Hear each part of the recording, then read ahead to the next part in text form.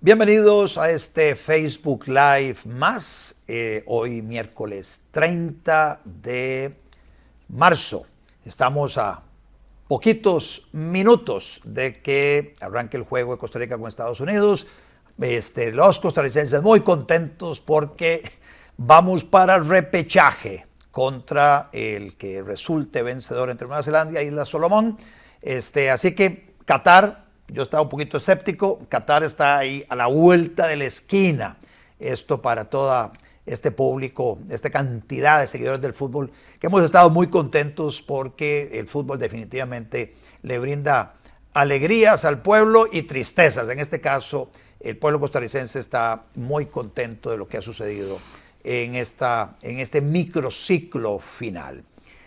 En el Facebook Live de hoy, el tema de convocatoria, el tema de fondo, es la evolución de la tecnología 5G en Costa Rica. Y para conversar sobre este tema, he invitado a Edwin Estrada. Edwin, bienvenido. Hola, a este Facebook Live. Muchas gracias. Edwin Estrada fue viceministro de Telecomunicaciones en las dos administraciones, bueno, en esta de Carlos Alvarado y la anterior de Luis Guillermo Solís. Ha estado una parte importante de estos periodos presidenciales en el viceministerio de Telecomunicaciones, y actualmente se desempeña como director de desarrollo de una empresa consultora que se llama NAE. Con él vamos a tocar el tema de fondo. Pero mientras llegamos allá, de todo un poco.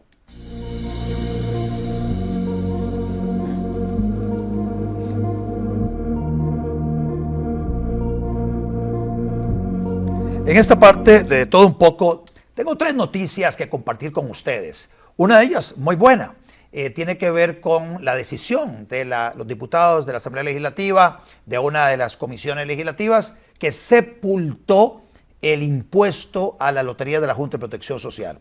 ¿Se acuerdan cuando hace algunos meses habíamos hablado de todos los proyectos que el gobierno había comprometido al Fondo Monetario Internacional? Le había dicho, mire, para que usted me dé estos 1.800 millones de dólares en diferentes tractos, nosotros, gobierno, nos comprometemos a, por un lado, aplicar regla fiscal y por otro lado, ver qué hacemos del lado del gasto, y también vamos a impulsar varios proyectos de impuestos. Uno de esos proyectos de impuestos era un impuesto del 25% a los premios de la Lotería Nacional, pero también de los chances, en fin, todas las loterías oficiales de Costa Rica que administra la Junta de Protección Social. Este proyecto recibió muchas críticas. Yo fui una de las personas que también levantó la voz en contra del proyecto. Eso estaba generando una presión, por otro lado, en relación con un proyecto para penalizar y ver de qué manera erradica las loterías informales, que hoy le dan trabajo a miles de personas que se ganan su sustento vendiendo loterías informales, lo que son tiempos, rifas, etc.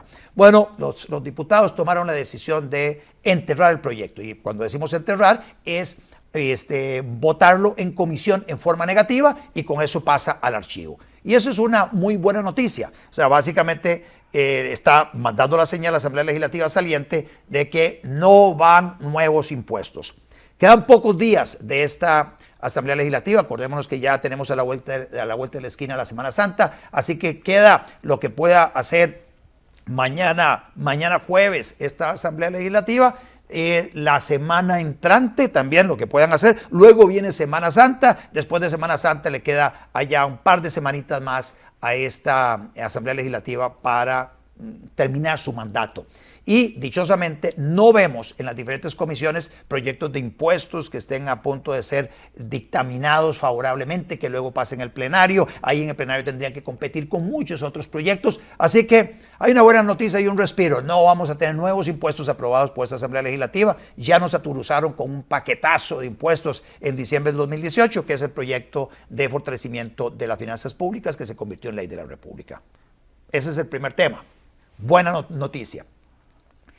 El segundo tema que tengo para compartir con ustedes hoy tiene que ver con un proyecto que fue dictaminado por una comisión legislativa y al ser dictaminado pasa al plenario con el propósito de ver si se convierte en ley de la República.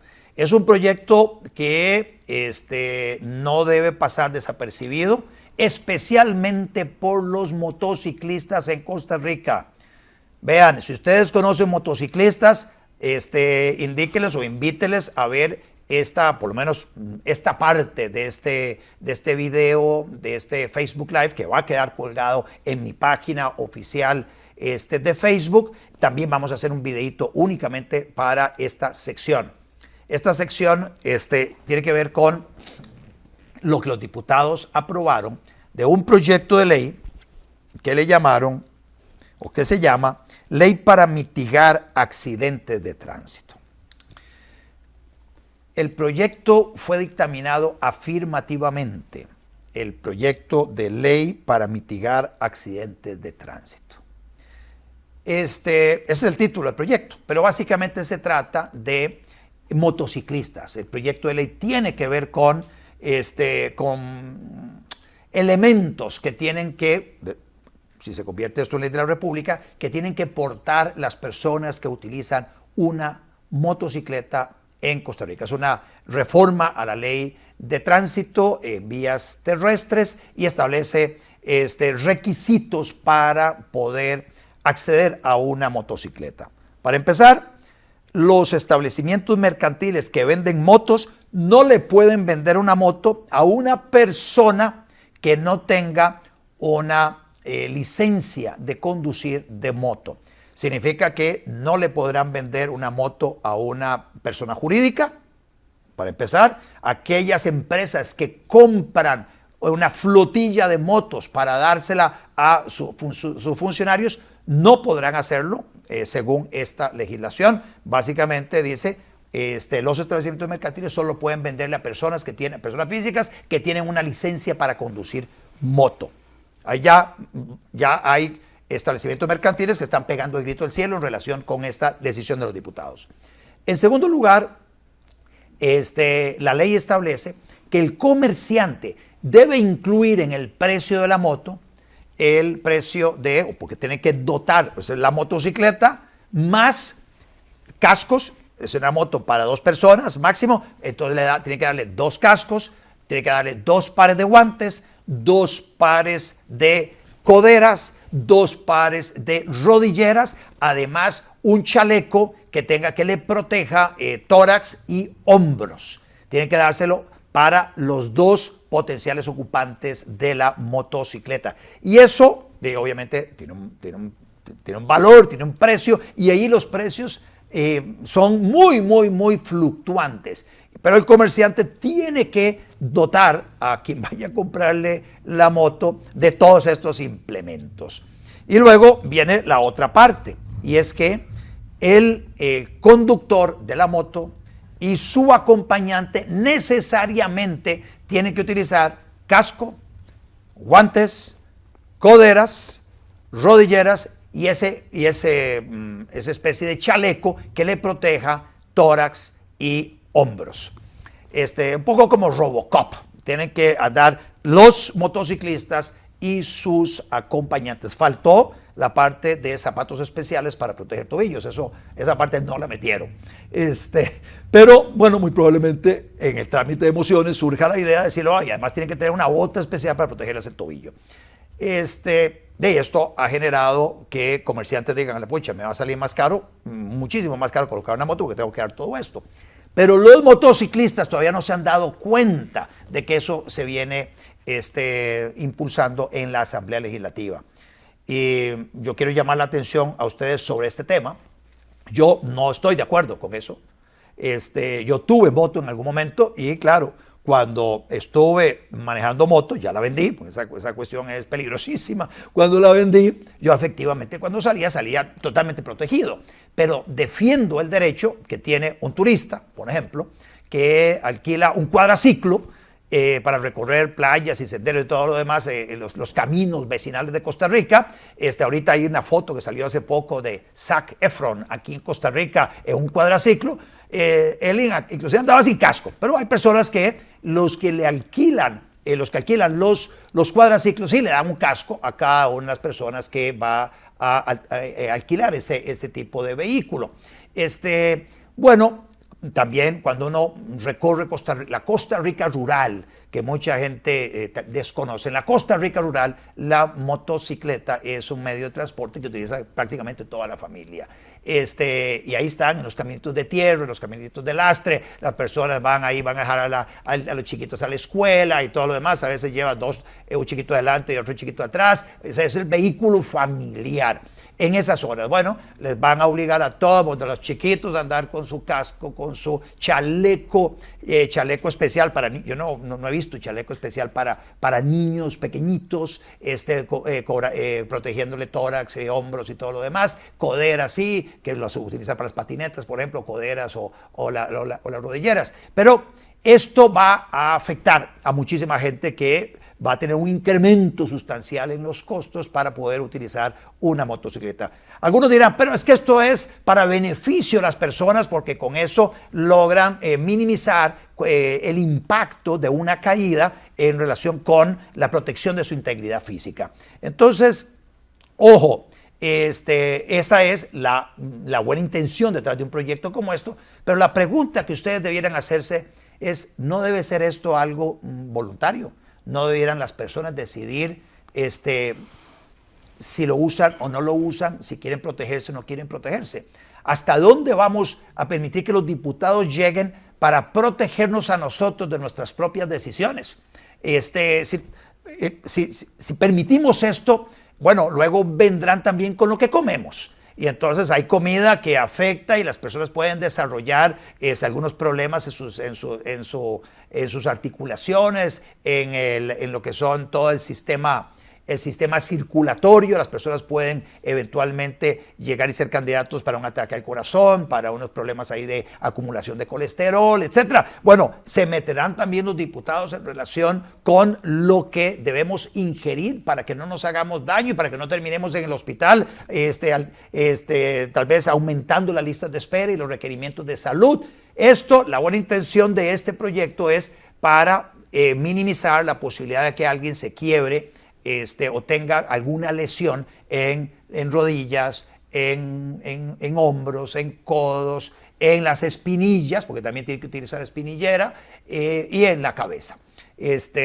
Siento yo que esto es inaceptable, que esto va a incrementar dramáticamente las posibilidades de las personas para acceder a este medio de transporte que está resolviéndole el tema de movilización a miles de personas. Sí, uno puede hacer una campaña de toma de conciencia sobre la importancia que tiene de protegerse, porque el chasis es uno. Cuando uno anda en moto, el chasis es uno. Cualquier golpecito puede terminar uno en el suelo y puede terminar con una lesión complicada que afecte a la persona en su posibilidad de trabajar, que eventualmente también le lleve a perder un miembro o que también le quite la vida. O sea, así de serio es esto, y por eso las personas tienen que tomarse muy en serio el manejar muy bien, el saber manejar una moto como Dios manda, pero al mismo tiempo seguir todas las reglas de la seguridad vial para evitar o minimizar los accidentes que se puedan dar en las vías terrestres utilizando una motocicleta. Voy al último tema de esta sección de todo un poco. El último tema, antes de entrar en el tema de fondo, tiene que ver con una ley ya aprobada por los diputados, que es la ley para establecer una serie de requisitos para los food trucks, que son estos camiones o, digamos, sí, una especie de microbuses o caminos que ustedes ven para la venta de comida. Cada vez son más populares y ustedes los ven a la vera del camino o los ven a veces Si ustedes van a la zona de Caldera, ahí van a ver varios food trucks o este tipo de camiones o este tipo de infraestructura móvil en la playa de gente vendiendo algún tipo de alimento. Lo ve en las temporadas altas en las diferentes zonas de mucha concurrencia de turistas nacionales y extranjeros, ofreciéndole a los turistas, a las personas que están aglutinadas en estas zonas de mucha concurrencia, alimentos y bebidas desde estos food trucks. Bueno, hay unas imágenes del diario CR Hoy que vamos a poner en pantalla. Estas imágenes muestran, por un lado, los requisitos de la infraestructura que tienen que cumplir estos food trucks, el comercio móvil. Tiene que tener tanque de almacenamiento de aguas residuales. Tiene que tener tanque para agua potable, lavamanos portátil, al menos una ventana para la venta de productos y una puerta de ingreso y salida cuando se trate de la venta de servicios, ventilación natural, cámara de enfriamiento en el área de trabajo interior cuando se trate de ventas de alimentos, iluminación externa a partir de las 6 p.m. El tipo de transporte que se use debe ser de una sola pieza con aislamiento térmico. El que no cumpla con estos requisitos no puede brindar el servicio de venta de alimentos, de la venta del sándwich, de la venta de la pizza, de la venta de los nachos, de la venta de los hot dogs, de toda esa, de los pinchos de carne, de pollo, de ceviche, de toda la venta de vigorón, inclusive de copos, de granizados, Churchill. Todo eso que vemos en diferentes lugares del país, todo esto, si no cumple con estos requisitos, que como ustedes ven, muchos de ellos no son de fácil cumplimiento y sí requieren de una inversión muy importante para habilitar estos food trucks, están jodidos, no van a poder hacerlo. Pero no solo eso, esos son los requisitos en cuanto a el camión y lo que tiene que tener el camión. Por ejemplo, camiones de remolque, donde básicamente alguien en un pickup jaló el remolque y lo estacionó en algún lugar, eso se lo lleva el diablo porque dice que el tipo de transporte debe ser de una sola pieza con aislamiento térmico. Bueno, ¿y esto cómo se come? O sea, este tipo que jaló esta sección o es una especie de trailercito, ¿ya?, habilitado para desde ahí despachar los alimentos que se tengan, que inclusive en el camión principal pueden estar las neveras, las enfriadoras, las hieleras, allá conservando algunos productos que sí requieran estar a cierta temperatura. Bueno, los pueden tener no en una cámara de enfriamiento, sino en una neverita de estas que se venden en los diferentes establecimientos mercantiles. Y ahí con hielito, ahí se puede mantener la temperatura. Bueno, esos son parte de los problemas que vemos que se van a dar con esto. Pero les decía que adicionalmente hay requisitos legales. Permiso temporal de la municipalidad. Si hay un food truck que está en la mañana en algún lugar, se desplaza en la tarde a otro lugar, puede ser que entre a jurisdicciones cantonales diferentes. Tiene que tener permiso de las 2, 3 de las diferentes municipalidades donde brinde los servicios. Permiso sanitario de funcionamiento del Ministerio de Salud. Ya se los terminó de llevar el diablo. O sea, el Ministerio de Salud, cuando venga a revisar estos establecimientos, se va a encontrar con que no cumple con un montón de requisitos, para empezar los requisitos de infraestructura que mencionaba anteriormente. Licencia comercial temporal especial de la municipalidad. Para ello, las municipalidades tienen que tener una autorización legal para dar ese tipo de permisos. Algunas argumentarán que no, en la ley de patentes no tienen contemplada esa posibilidad, que tendría que ir a la Asamblea Legislativa para modificar la ley de patentes e incorporar esta parte. Puede ser un argumento para no dar esa licencia. Póliza de riesgos del trabajo, inscribir ante el Ministerio de Hacienda la actividad empresarial, inscribirse ante la caja, permiso para la utilización de gas licuado, si tienen ahí unos calentadores para efectivamente vender algunos alimentos calientes y eso lo calientan con gas, tienen que tener un permiso especial para esto. Curso de manipulación de alimentos vigente, permisos colocados en un lugar visible de los vehículos utilizados para la actividad. Esto, por hacer una gracia, lo que veo es que los diputados con esto van a hacer un sapo, en el sentido de que este montón de trabas van a hacer que mucho de lo que hoy vemos en las diferentes regiones del país se convierta en una actividad totalmente ilegal, y van a venir los cierres de esta manera de ganarse la vida de las personas. Y dice uno, bueno, ¿y qué va a pasar con aquel tipo que empuja una carretilla, un carrito donde tiene una marqueta de hielo, y el hielo lo pica, lo saca y lo utiliza para hacer copos, o lo raspa con una maquinilla para hacer copos? A esa persona, que también eso es comercio móvil, porque la persona va empujando una carretilla, se meterán con él. La persona que va empujando una carretilla tipo los carritos de los centros de abarrotes, tipo Más por Menos o todas estas, es donde va empujando eso lleno de naranjas con un dispositivo que le ponen encima de eso para exprimir las naranjas y darle a usted el zumo de naranja, el jugo de naranja bien natural. Esa persona, ¿cómo conciliar lo que hacen estas personas, que es comercio móvil, con este tipo de requisitos? Les van a impedir que lo hagan, etcétera. El siguiente paso sería meterse con ellos, etcétera. Bueno, todo esto para decirles que los diputados, por hacer una gracia, les decía, están haciendo un sapo, en el sentido de que están llenando requisitos, de muchos de ellos absolutamente innecesarios, esta actividad económica. Y acá la llamada de atención que se debería hacer es al consumidor. Si el consumidor está viendo que alguien está, por ejemplo, raspando hielo, no tiene guantes y está, qué sé yo, se tocó la cara, se tocó la nariz, lo que fuera, recibió el pago de monedas, y la guardó, y con esa misma mano raspa el hielo, agarra la máquina del hielo y presiona el hielo en el copito, ustedes se tienen que estar dando cuenta que ahí hay una manipulación inadecuada de los alimentos. Y el consumidor debiera decir, yo ahí no compro esos alimentos porque me voy a contaminar, a contagiar de algo, me van a estar pasando todos los gérmenes que tenían esas monedas, los gérmenes que tiene la cara de esta persona, etcétera. Las personas, los consumidores, tenemos que tomar conciencia de que somos nosotros los responsables de cuidarnos a nosotros mismos. No es el Estado el que nos debe proteger, somos nosotros. Entonces, si vemos que la persona que está vendiendo pinchos a la salida del estadio, uno dice, hijo de pucha, ¿qué carne me estará vendiendo? Puede ser que alguien diga, me la juego. Carne, lo que sea, ahí ya bien caliente, mata todos los gérmenes, y carne de una cosa sabe igual que la otra carne, etc. Puede ser que alguien tome esa decisión. Es el derecho de cada quien.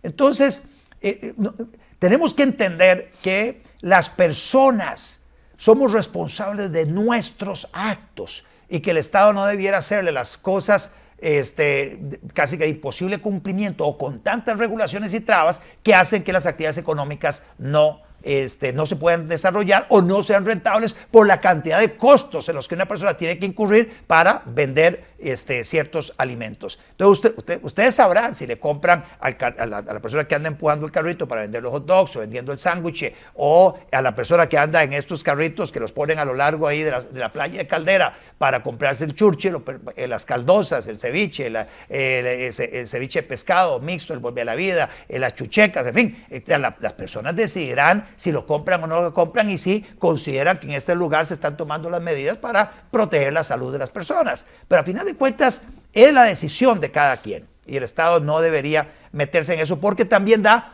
una falsa sensación de que las cosas se están haciendo bien. No tiene permiso de funcionamiento. Puede ser que aquello sea un desastre en cuanto a la manipulación, pero como ya tiene permiso de funcionamiento, yo entro confiado a ingerir los alimentos de ese lugar. Ojo con ese tipo de situaciones. Eso no va a sustituir jamás la decisión de cada quien de valorar los riesgos a la hora de ingerir alimentos que se procesan en la calle. Con este tema terminamos la sección de todo un poco y vamos a una pequeña pausa, y ya regresamos con el tema de fondo. Noches de son cubano y mojitos. Acompáñanos este jueves 31 de marzo a las 7 p.m. y disfruta de una noche llena de acordes latinos y mucha alegría. Te esperamos, Hotel Palma Real en Sabana Norte. Reservas al WhatsApp 8325-8121. Estamos en el tema de fondo con Edwin Estrada. Edwin fue viceministro de Telecomunicaciones en esta administración y en la anterior. Actualmente se desempeña como director de desarrollo de la empresa NAE. Y con él vamos a hablar de la evolución de la tecnología 5G en Costa Rica. Ahora sí, nuevamente bienvenido Edwin a este Facebook Live de hoy miércoles 30 de marzo. Buenas noches, Otto. Muchas gracias por la invitación. Un gusto estar acá con vos y bueno, un saludo también para las personas que nos ven y bueno, apoyando a la selección desde acá. Así es. Para entrar en materia, en los últimos días hemos visto una noticia de que, desde hace meses, que el gobierno habla con el ICE para que le devuelva las frecuencias que tiene acaparadas el ICE para desplegar en esas frecuencias la tecnología 5G. El MISIT hacía una gestión, el Ministerio de Ciencia, Tecnología y Innovación de Telecomunicaciones. Innovación de Telecomunicaciones, el MISIT. Bueno, que el MISIT básicamente es, devuélveme las frecuencias, decía MISIT, el gobierno decía, ICE, devuélveme las frecuencias, nada de eso pasó. Ahora el gobierno instruye a MISIT para que inicie un proceso ya administrativo, legal, para recuperar las frecuencias y quitárselas al ICE, etc. Hablemos un poquito de esa parte, porque a mí me cuesta, Edwin, me cuesta entender cómo una decisión como esa no es acatada por el ICE. O sea, que el presidente dice, devuelvan las frecuencias, es el Estado, agarra el ICE y se las traslada a MISIT para que MISIT, junto con Sutel, saquen a licitación esa vaina y pueda alguien adjudicarse esas frecuencias para desplegar la tecnología 5G. Claro que sí, Otto. Bueno, lo primero que hay que saber es que para crear ese entorno habilitador, para que existan las redes 5G, se requiere trabajar en dos áreas. Primero que todo el espectro radioeléctrico y luego lo que se denomina infraestructura digital o infraestructura pasiva. En este caso, el espectro radioeléctrico es un bien del Estado, es un bien que pertenece a la nación, es un bien escaso y por ende las empresas que lo utilizan tienen la obligación de usarlo de manera eficiente. Contrario censo, el Estado debe entrar a recuperarlas y volverlas a poner a licitación en el mercado mediante un proceso de licitación conforme al ordenamiento jurídico. En este caso es importante, Otto, también agregar que aquí no se habla de dejar desprovisto al ICE de las frecuencias que requiera. Estamos hablando acá que el ICE en estos momentos tiene toda la banda de 3500, toda la banda de 3600 y no hay empresa en el mundo que tenga lo que el ICE tiene en estos momentos. Entonces, quiero empezar con esta idea. ¿Por qué? Porque mucha gente ha indicado, bueno, que esto sería desmantelar el ICE, debilitar al ICE. No. El ICE es una empresa que está compitiendo en igualdad de condiciones y además estamos hablando de un bien que es escaso y por ende, como te decía, tiene que ser utilizado de manera eficiente. Partiendo de esto, entonces, la ley establece diferentes procedimientos para recuperar las frecuencias que no están siendo bien utilizadas. En este caso, lamentablemente, el gobierno utiliza la vía más larga, está instruyendo para el inicio de procedimientos administrativos, los cuales podrían durar hasta 5 años. ¿Por qué? Porque eso es un proceso que empieza en sede administrativa, en el seno del Ministerio del MISIT, y posteriormente va a llegar a vía judicial a un contencioso administrativo, pudiendo en todo caso, o en el mejor de los casos, recuperar el espectro en alrededor de 5 años. ¿Qué significa esto? Que de aquí a 5 años ya ese espectro ya no va a tener el mismo valor porque ya la tecnología ha avanzado y ha evolucionado, entonces las decisiones las hemos tomado de manera inoportuna. ¿Cuál es la vía correcta? Ya habíamos pasado por ahí. En el año 2009, el presidente de turno pues tomó la decisión de hacer una recuperación mediante un acuerdo mutuo. Y es ahí entonces donde se recupera el espectro de manera inmediata para, repito, ponerlo a licitación. Entonces yo creo que eso es básicamente, son las frecuencias que están utilizando Claro y Movistar para brindar, claro, fue lo que se licitó. Así es, en aquel momento incluso hubo una orden de la Sala Constitucional de recuperar ese espectro e iniciar la licitación en un periodo de 3 meses, me acuerdo, en el 2009, y repito que el presidente de turno tuvo la visión y el liderazgo y sobre todo la voluntad de recuperar ese espectro. Entonces, yo realmente no comparto la decisión que el Poder Ejecutivo tomó en este momento y Durante los 2 años de esta administración en las cuales yo fungí como viceministro de Telecomunicaciones, se trabajó en ese momento, esos 2 años, en aras de firmar el acuerdo mutuo. Sin embargo, lamentablemente, pues se nota que no hubo voluntad por parte del Ejecutivo para esa recuperación. En un escenario hipotético de que el próximo presidente de la República, tenemos elecciones ahora el domingo, así es, tome la decisión de, ahora sí, de instruir al ICE, de dejar a un lado dejar a un lado el proceso de recuperación, instruye al ICE de devolver. La nueva presidencia ejecutiva del ICE, los nuevos directivos dicen, claro que sí, vamos a hacer ese acuerdo mutuo, vamos a devolver eso. En ese escenario hipotético donde el MISID, en un plazo muy corto, tiene el acceso a esas frecuencias, ¿cuánto tiempo tardaría el poder licitar ese segmento del espectro y que se empiece a desplegar la tecnología 5G? Esa es una pregunta. Y una segunda pregunta relacionada con eso es, ¿para qué es buena la tecnología 5G? O sea, ¿en qué nos beneficia como sociedad la tecnología 5G? Claro que sí. Bueno, vamos con la primera respuesta. Definitivamente, una vez que se recupera el espectro, el Poder Ejecutivo está en la potestad de emitir la orden de que se inicie el proceso de licitación. En este caso es la Superintendencia de Telecomunicaciones la que lo lleva.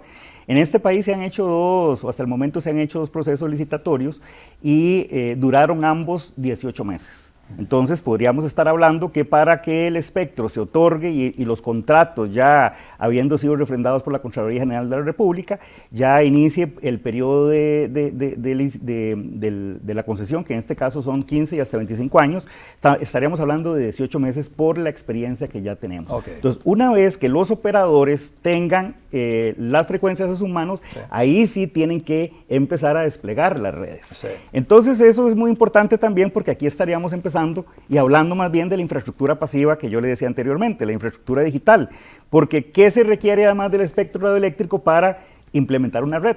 Se requiere cables, antenas, ductos, en fin, una diversidad de dispositivos para que la red pueda ser desplegada. Entonces aquí es donde ya entra una serie de actores también, del Estado costarricense principalmente, que hasta el momento han venido imponiendo barreras, como por ejemplo las municipalidades. Con el tema de las antenas. Con el tema de los permisos, lamentablemente al día de hoy las municipalidades, muchas de ellas no tienen reglamentos que son inadecuados, e incluso, mire, ahora que usted hablaba en el espacio anterior de que a veces la gente se pone muy creativa, mire, lamentablemente en este país también se pone la gente creativa cuando no debe.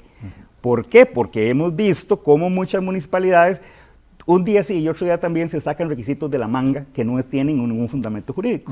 Entonces, yo creo que también tiene que haber una concientización de los funcionarios públicos que no pueden estar haciendo eso porque se rigen bajo un principio de legalidad, que solamente pueden hacer lo que la ley les permite. Además, otra cosa, Otto, que por un lado es frustrante, pero por otro lado da una esperanza.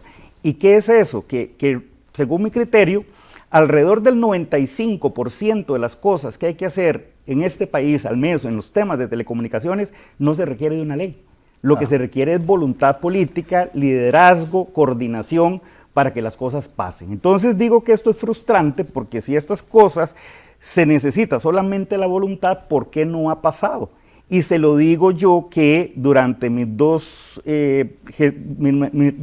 periodos como viceministro siempre luché para que las cosas pasaran. Por ejemplo, le di el caso a las municipalidades, sí, también con el Ministerio de Obras Públicas y Transportes, que es un actor importantísimo, porque es el rector en política pública, en materia de construcción y de obra pública. Entonces, en este caso, el Ministerio de Obras Públicas tiene que incorporar dentro de los diseños de carretera las especificaciones técnicas de la infraestructura de telecomunicaciones, porque son las vías naturales, y aquí es donde entonces hemos visto cómo en el país las telecomunicaciones no llegan de manera adecuada. Entonces, imagínense usted, y ante la pregunta que usted me hace, ¿cuánto van a durar los operadores para desplegar las redes? Con todo este calvario que tienen que enfrentarse, y que Otto, realmente a estos funcionarios que están tomando esas decisiones, realmente nadie los para.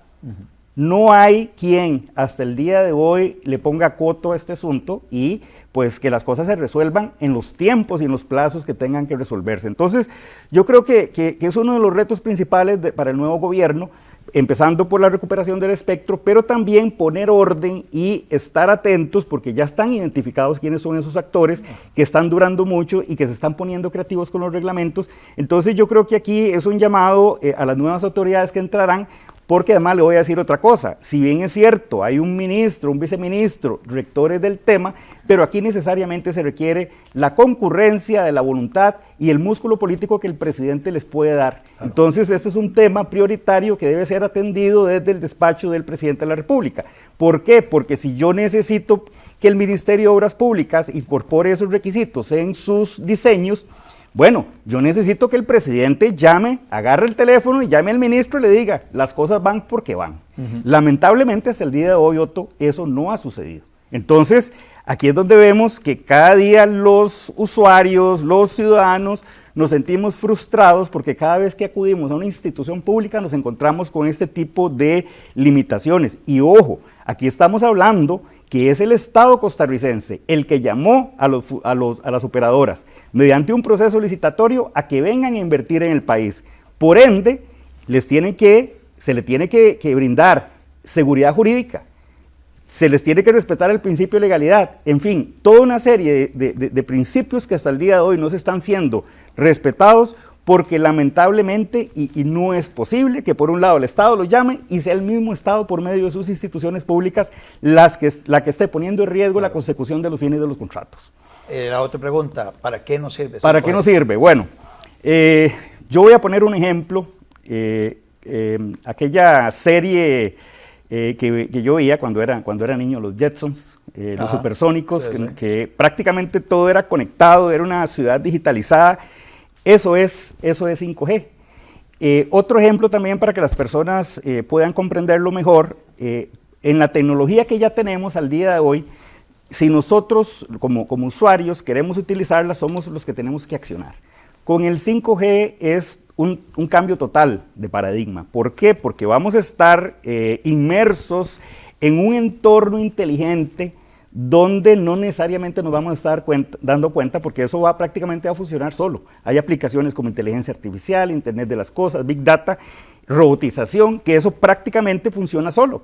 Entonces, ¿qué es lo que vamos a ver nosotros? Y creo que lo hemos ido percibiendo en el entorno más cercano que nosotros tenemos, que son nuestros hogares, donde poco a poco hemos ido incorporando dispositivos eléctricos inteligentes.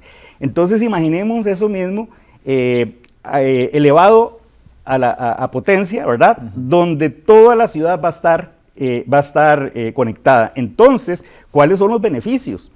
No es por una razón distinta que estemos hablando de la cuarta revolución industrial.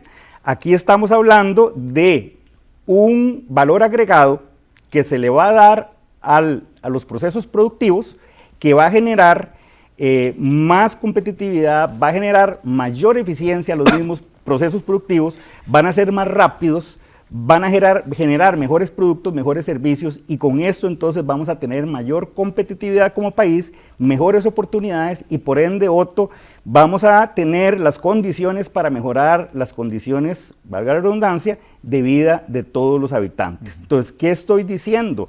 Que es transversal el 5G, vamos a ver cómo se va a incorporar en todos los sectores de la economía. Por ejemplo, el sector agroindustrial va a ser incorporada en los procesos productivos. Entonces imaginémonos desde drones que van a estar vigilando los sembradíos, desde aplicaciones inteligentes que van a estar monitoreando desde el grado de humedad de la tierra, cuándo se necesita regarlas, o por ejemplo en los semovientes, cuál es su periodo de gestación, cuándo van a nacer, cuándo no van a nacer, etcétera.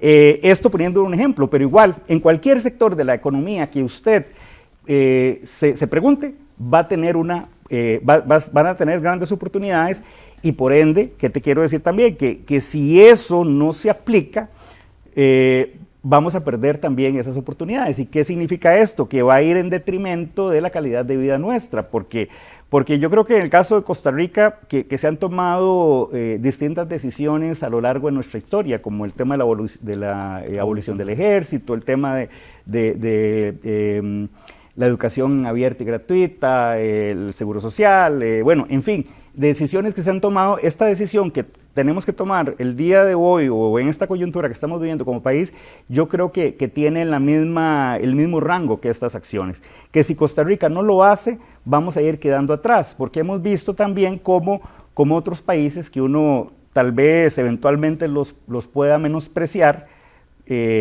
porque uno cree como costarricense que podríamos estar mejor que ellos, y no necesariamente es así. Vemos como República Dominicana, que si revisamos todos los indicadores, nosotros estaríamos al día de hoy mejor que ellos, pero es un país que ya está iniciando sus redes 5G.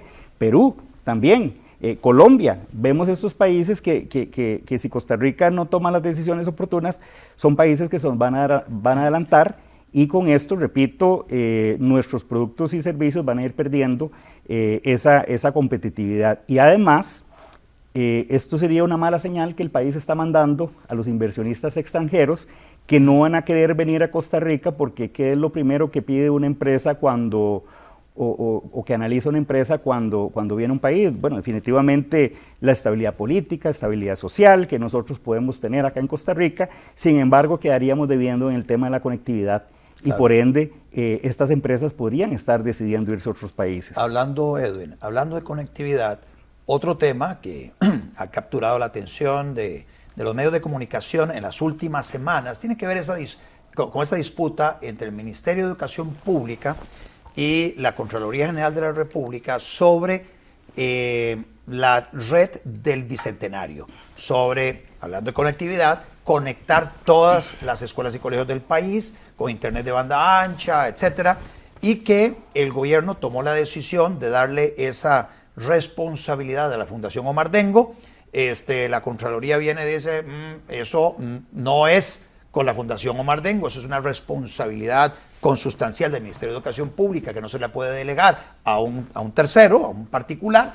Entonces, pare esa transferencia, básicamente era un contrato donde se transfiere una cantidad de millones de dólares a la Fundación Omar Dengo para que desplegara la red del Bicentenario, y eso, vos estuviste ahí en el Viceministerio de Telecomunicaciones, y entonces yo quisiera conocer un poquito los entretelones de eso, porque yo he sido muy crítico de la forma en que a lo largo de finales de los 80 el gobierno ha estado destinando una cantidad de miles de millones de colones para la Fundación Omar Dengo, donde los controles son, claro, muy diferentes a los controles que se dan con el dinero que gasta una entidad pública como tal. Sí, tienen la obligación de reportarle a la Contraloría, hacer una liquidacióncita de lo que gastaron, de las platas que se le transfirieron de fondos públicos, pero jamás están con los reflectores encima en relación a si los procesos de compra que siguieron en la Fundación Omar Dengo eran los procesos de compra adecuados, si no se amañaban licitaciones, si no se estaba pagando más de la cuenta, la cantidad de gente que se estaba pagando con esos recursos, etcétera. Hay una especie de estado paralelo en el tema de educación a través de la Fundación Omar Dengo, encargada de la informática educativa durante muchísimo tiempo. Ahora la Contraloría detiene eso. El presidente Alvarado vemos que se queja, inclusive en este fin de semana pasado hay una nota en el sentido de que el reclamo que le hace el presidente a la Contraloría, y también, y meto otro tema para que los ligues, se habla de un proyecto de ley que los diputados no aprueban de alfabetización digital. Entonces dice, bueno, aquí me tienen amarrado, prácticamente dice el presidente, porque por un lado no dejan que la Fundación Omar Dengo despliegue la red del Bicentenario para conectar todas las escuelas y colegios, y por otro lado los diputados no aprueban el proyecto de alfabetización digital. Y anteriormente, Edwin, habías mencionado que para hacer mucho de lo que hay que hacer en Costa Rica en materia de conectividad y digitalización no se requiere ley, que básicamente es voluntad política. Así que te la dejo picando. Bueno, claro, son muchos temas. Vamos a ver, primero en el tema de la red del Bicentenario. Este es un proyecto que, le pertenece al Ministerio de Educación. En virtud de esto, es un proyecto en el cual es este ministerio el que decide cuál es la forma que se hace. En el gobierno pasado se incorporó dentro del Plan Nacional de Desarrollo de las Telecomunicaciones, que es el instrumento de política pública emitido por el Ministerio, por el MISIT, en el cual se incorporan en este caso los proyectos, metas, indicadores, etcétera, de los temas del sector de telecomunicaciones. Entonces, en ese momento, el Ministerio de Educación decidió hacer la red educativa por medio de los recursos de Fonatel.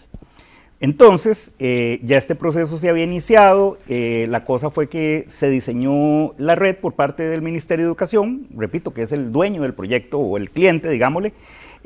Para eso entonces ya la SUTEL había aprobado el proyecto, ya se tenían los recursos, ya el Consejo de la SUTEL incluso había aprobado ya el convenio, el cual tenía que suscribirse con el Ministerio de Educación, que era el último paso ya para empezar a ejecutar el proyecto. ¿Eso fue cuándo? Esto fue a finales de, digamos que a finales del 2017, Ajá. Principios del 2018. Gobierno saliente Saliendo del Solís. gobierno de Luis Guillermo Solís, así es. Entonces, ¿qué pasó ahí? Que fue el Ministerio de Educación quien, teniendo todo listo, Otto, todo listo para ejecutar esos proyectos por medio de Fonatel, tomó la decisión de decir, no, ya no lo quiero hacer con Fonatel, ahora lo quiero hacer con la Omar Dengo.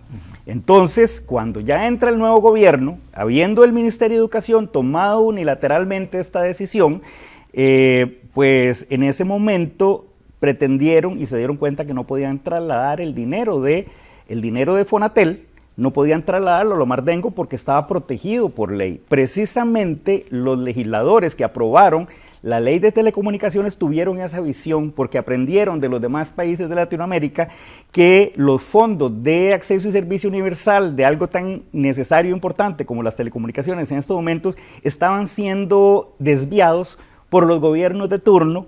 Y vemos el caso de Brasil, por ejemplo, donde tienen un fondo millonario que no ha sido utilizado para nada en este tema. Entonces, precisamente, repito que tuvieron una visión porque se protege de los políticos de turno, que yo también fui político de turno, sentado en el Viceministerio de Telecomunicaciones, y precisamente dejándolo en Fonatel. Entonces, ¿qué fue lo que pasó?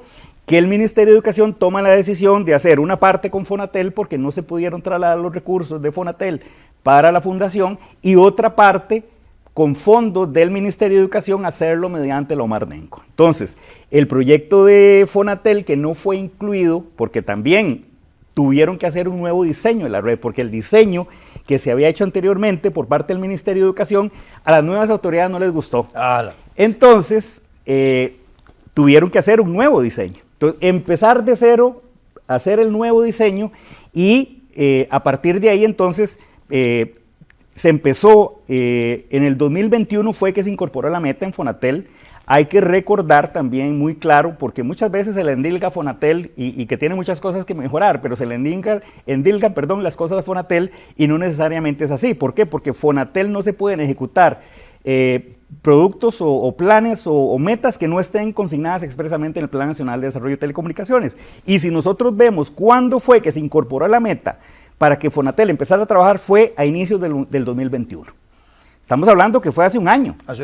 Entonces, hasta ese momento, Fonatel es que puede empezar con el tema de la red del Bicentenario. Por otro lado, se sigue con la Omar Dengo y fue cuando la Contraloría el año pasado, en el tercer cuatrimestre del año pasado, casi finalizando el año, le da la orden al Ministerio de Educación de cesar esa acción que estaba realizando. Entonces, fue ahí, Otto, donde el Ministerio de Educación tuvo que tomar o tenía que tomar una decisión que hacer con eso. ¿Y cuál era esa decisión? Básicamente tenía que sacarlo a licitación, porque precisamente lo que la Contraloría le dijo, mire, usted lo dio directamente, entonces tenía que sacarlo a licitación y yo fui uno de los que en ese momento insistí en que qué iba a hacer el Ministerio de Educación y vemos las noticias precisamente, lo que vos hablás, una decisión del Ministerio de Educación de no incorporarlo ya dentro del Plan de Desarrollo de Telecomunicaciones.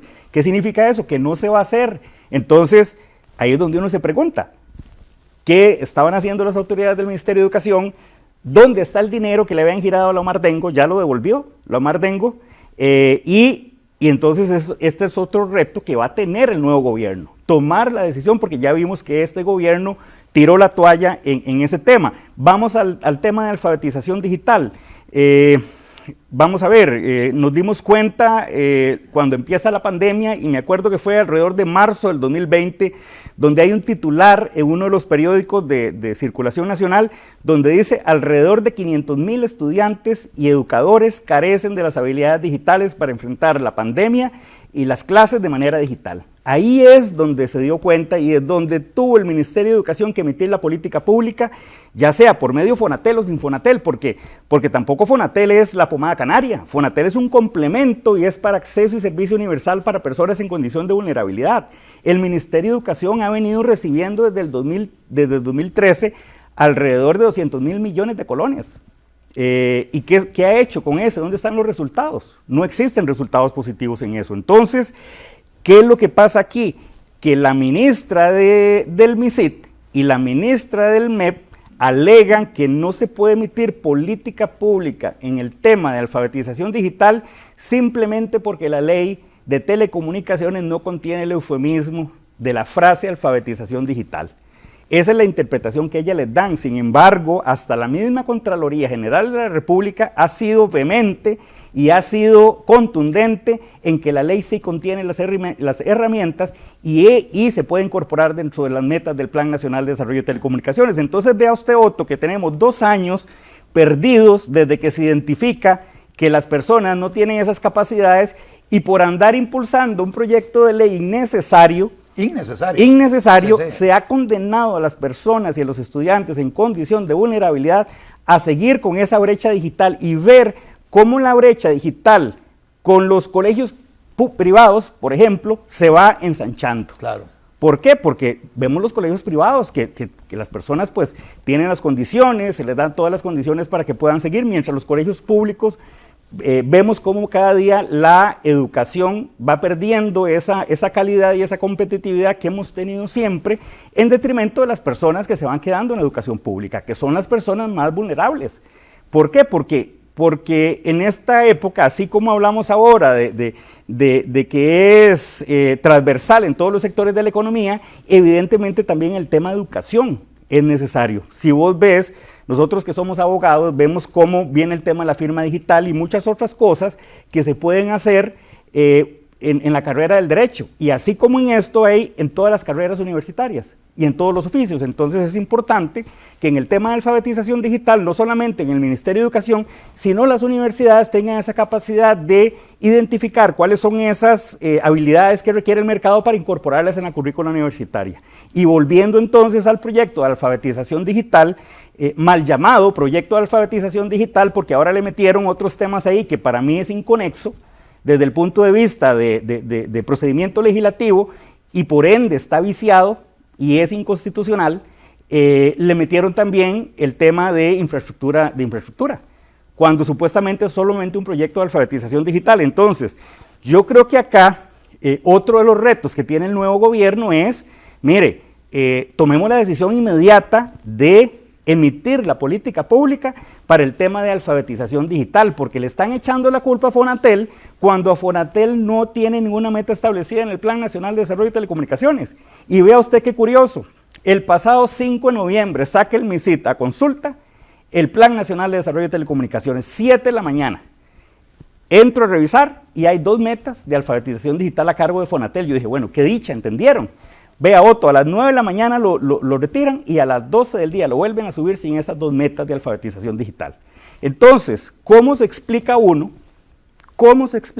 que un gobierno no quiera atender el tema de alfabetización digital cuando es el tema que prácticamente está haciendo la diferencia, además de la conectividad, que está haciendo la diferencia con que una persona tenga acceso a las telecomunicaciones o no? Y hay otro tema también que no le conté, porque son muchas cosas. Resulta ser que en enero del 2020 había una de las metas principales de acceso a servicio universal, que es el programa Hogares Conectados. 240,000 familias se les dotó de computadoras y conectividad. Ya esa meta se iba a cumplir en el primer cuatrimestre del 2020. Estábamos sentados ya con Sutel, actualizando, analizando las metas, ¿verdad? ¿Y qué pasa, Otto? Resulta ser que el Poder Ejecutivo anuncia que se va a llevar el dinero de Fonatel para pagar deuda pública. iniciando la pandemia. ¿Y qué me dicen a mí? No emita política pública, dejando a estas personas sin posibilidad de tener esto. ¿Por qué? Porque luego vimos también cómo avanza la pandemia y cómo hay personas en condición de vulnerabilidad que no tienen computadoras, cuando fue el mismo gobierno el que quiso llevarse la plata para pagar deuda pública y no invertirlo en las personas de mayor vulnerabilidad en este país. Y ahorita le están achacando las culpas a Fonatel. Entonces, estas son las cosas, Otto, que yo no puedo dejar de decir. Porque, sí, porque yo lo viví. A final de cuentas, iban a tomar los fondos, claro. no los pudieron tomar, no. Pero tampoco hicieron lo que tenían que hacer. No. No claro. emitieron esa política pública. Claro, le voy a decir una cosa. Se vieron obligados en septiembre, a finales de septiembre del 2020, ya con la pandemia encima, ya cuando vieron que el proyecto de pagar, que se llamaba Proyecto Pagar, para llevarse la plata para pagar deuda, se les había caído en la Asamblea Legislativa, se les vino el tsunami de la pandemia, entonces se vieron obligados a presentar, a emitir esa política pública. Entonces vemos ahora, en estos días, se dictamina un proyecto de ley en la Comisión de Ciencia y Tecnología que se llama Bono Digital, algo así, y es un proyecto que obliga al Ejecutivo a emitir política pública para personas en condición de vulnerabilidad. Un proyecto totalmente innecesario también, porque el Poder Ejecutivo tiene la potestad mediante política pública, pero vea lo que son las cosas que al inicio no querían y se vieron obligados a hacerlo por el tema de la pandemia. Entonces, por eso yo rescato la visión de los legisladores de no dejar el dinero en las manos de los políticos de turno, porque vemos como realmente no les preocupa en algunos casos el tema. Mire, y es que el tema de las telecomunicaciones, yo creo que no es necesario explicarle a las personas lo importante que es, porque lo vivimos en carne propia. Quienes pudimos seguir trabajando, estudiando, etcétera, durante la pandemia somos los que fuimos privilegiados y los que tuvimos acceso, y los que no. Entonces, pero aún así, Otto, hay gente que no lo entiende. Y volviendo entonces al tema de la conectividad, aún así las municipalidades no entienden la importancia de esto. Nada más para terminar con ese tema, en estos días se aprobó en primer debate un proyecto de ley que viene a solventar algunos de los problemas que han enfrentado los operadores por el mismo Estado costarricense en el tema de infraestructura digital. Es un proyecto de ley que fue impulsado por el diputado Jonathan Prendas y el diputado Pablo Heriberto Arca, y que fue dictaminado, que fue votado en primer debate. Se esperaría que ahora el 5 de abril se esté votando en segundo debate y con eso se cree el entorno para que tengan más posibilidades de desplegar las redes de telecomunicaciones con mayor rapidez, que es lo que nosotros requerimos como país. Bueno, muchísimas gracias, Edwin, por acompañarnos a este Facebook Live tan interesante. O sea, definitivamente aprendí muchísimo y estoy segurísimo que ustedes allá en sus hogares también han aprendido mucho.